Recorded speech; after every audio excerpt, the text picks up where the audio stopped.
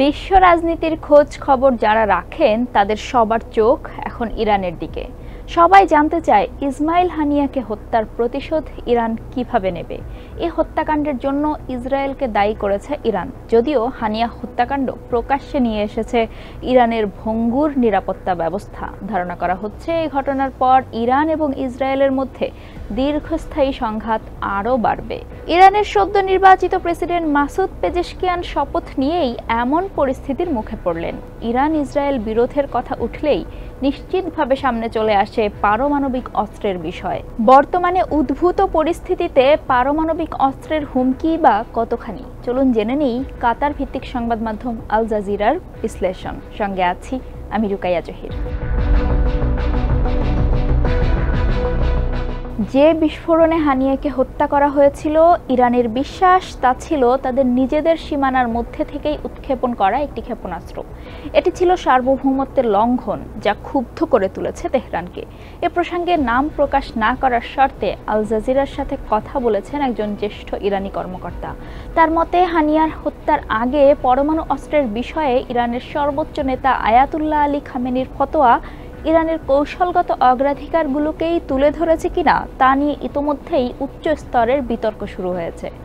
Afghanistan, Iraq এবং সিরিয়ায় মার্কিন যুক্তরাষ্ট্রের একমুখী নীতি এবং সংঘাতের উত্থান পর্যন্ত স্নায়ুযুদ্ধের শেষ থেকে সারা বিশ্ব যে পরিবর্তনের মধ্য দিয়ে গেছে, তার মাঝেও খামেনি ইরানকে পরিচালনা করেছেন এবং বিশ্বের পরাশক্তিগুলোর সাথে তাল মিলিয়ে ইরানের পারমাণবিক চুক্তির ইতিহাসও জিইয়ে রেখেছেন।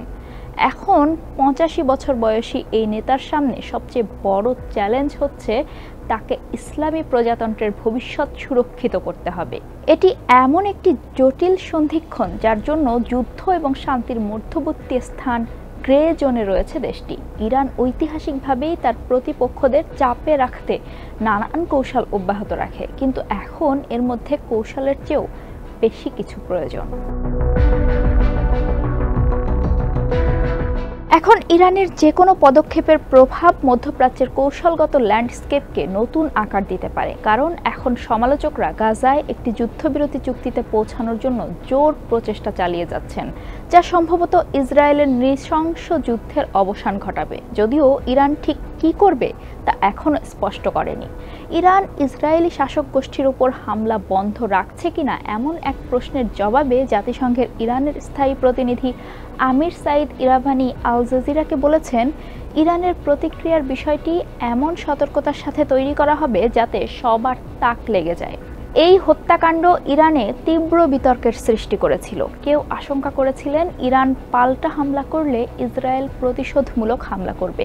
এতে ইরান ইসরায়েলের সাথে দীর্ঘ এবং ব্যয়বহুল সংঘর্ষে লিপ্ত হয়ে যেতে পারে, যা তেহরান এবং তার আঞ্চলিক মিত্রদের দুর্বল করে দিতে পারে। তবে এখন যদি ইরান শান্ত থাকে, তাহলে দেশটি যুক্তরাষ্ট্রের সাথে ভবিষ্যৎ দর কষাকষির আলোচনায় পিছিয়ে যাবে, যা খুব সম্ভবত মার্কিন ইরান সম্পর্কের একটি নতুন অধ্যায়ের সূচনা করবে বলেই বিশ্লেষকরা মনে করছেন। পরিস্থিতি দেখে মনে হচ্ছে এই মুহূর্তে খামেনি চুপ করে বসে থাকতে রাজি নন। গত 14 আগস্ট নিজ দপ্তরের কর্মকর্তাদের সাথে কথা বলার সময় খামেনি বলেছিলেন, ইরানকে তার শত্রুরা যে মনস্তাত্ত্বিক যুদ্ধে ব্যবহার করছে তাতে ভয় পাওয়া উচিত নয়। তিনি বলেছেন, অকৌশলগত পশ্চাদপসরণ তা সামরিক, রাজনৈতিক, মিডিয়া বা অর্থনৈতিক যে ক্ষেত্রেই হোক না কেন আল্লাহর ক্রোধের কারণ হবে। যদিও তিনি কি করবেন সে সম্পর্কে এখনও কোনো ইঙ্গিত নেই, তবে এটি এমন একটি ঘোষণা যা মধ্যপ্রাচ্যের কৌশলগত ল্যান্ডস্কেপকে নতুন আকার দিতে পারে। তবে এক্ষেত্রে জটিলতা বাড়ায় পারমাণবিক অস্ত্রের ব্যবহার হবে কিনা সেই প্রশ্ন। নাম প্রকাশে অনিচ্ছুক ইরানি এক কর্মকর্তা আল জাজিরাকে বলেন, এখন পর্যন্ত ইরানের পারমাণবিক নীতি শান্তিপূর্ণ পারমাণবিক প্রযুক্তি। এই ইস্যুতে খামেনির ফতোয়া একটি পারমাণবিক অস্ত্রমুক্ত অঞ্চলে বিদ্যমান থাকার অধিকারকে কেন্দ্র করে। আর একটু খোলাসা করে বললে, ইরানের পারমাণবিক নীতি এখনও ইসরায়েলের মতো পারমাণবিক অস্পষ্টতার বিভাগে পড়ে না। এই কর্মকর্তা ইসরায়েলের কি পারমাণবিক সক্ষমতা রয়েছে তা প্রকাশ করতে অস্বীকার করাকে বোঝান। তবে যাই হোক, গত সেপ্টেম্বরে জাতিসংঘে ইসরায়েলি প্রধানমন্ত্রী বেনিয়ামিন নেতানিয়াহু এক মন্তব্যে পারমাণবিক অস্ত্রের আঘাতে গাজাকে ধুলোয় মিশিয়ে দেওয়ার হুমকি দিয়েছিলেন।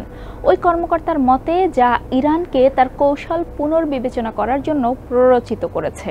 এছাড়া ইরানের তার পদ্ধতির নতুন করে ভাবনার আরেকটি কারণ পারমাণবিক চুক্তি থেকে যুক্তরাষ্ট্রের একতরফা বেরিয়ে যাওয়া। জাতিসংঘের রাষ্ট্রদূত ইরাবানি বলেন, অবশ্যই ইরানের প্রতিক্রিয়া দেখানো উচিত, যাতে সন্ত্রাসবাদ এবং ইরানের সার্বভৌমত্ব লঙ্ঘনের জন্য শাস্তি দেওয়া হবে।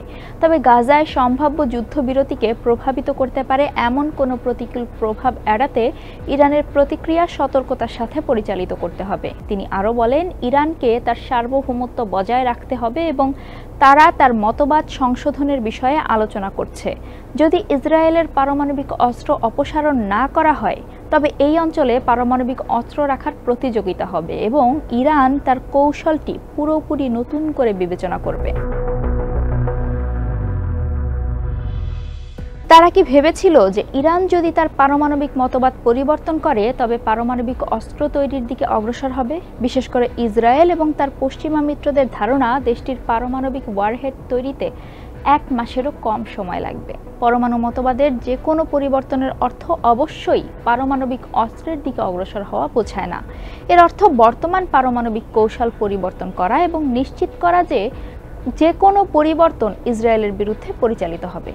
এ ধরনের পরিবর্তন ইরানের প্রতিবেশীদের উদ্বিগ্ন করে তুলতে পারে। এ বিষয়ে ইরানি কর্মকর্তা বলেন, যে কোনো উপায়ে আমাদের পারমাণবিক সক্ষমতা সম্পর্কে আমাদের প্রতিবেশীদের আশ্বস্ত করার জন্য আমরা উন্মুক্ত।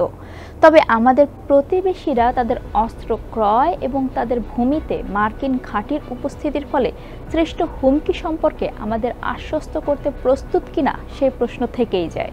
শেষ পর্যন্ত খামেনির সামনে যত বিকল্প রয়েছে তার প্রতিটি অত্যন্ত ঝুঁকিপূর্ণ এবং অনিশ্চিত ফলাফলে ভরা।